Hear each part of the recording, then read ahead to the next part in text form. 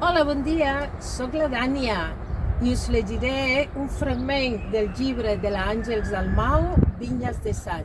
Abans us vull dir que som a la Torre de Moja. Mireu quin paisatge que tenim al darrere.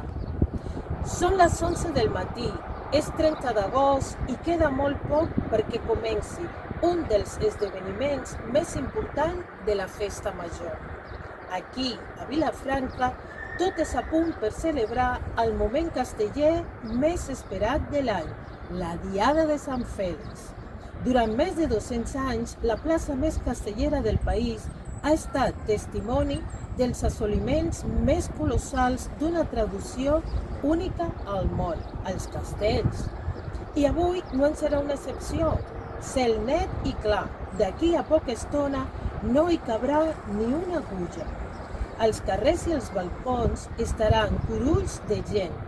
La plaça de la vila s'anirà omplint amb els colors de les 4 millors colles del panorama casteller. Després de mesos de minuciosa preparació, aniran a totes en aquesta jornada que s'anuncia gloriosa. L'emoció està assegurada. Com cada any, són fidels a la nostra cita per explicar-los tot el que passarà aquí, perquè la de Sant Fèlix sempre ha sigut una diada plena de sorpreses i pot ser un cop més de somnis impossibles.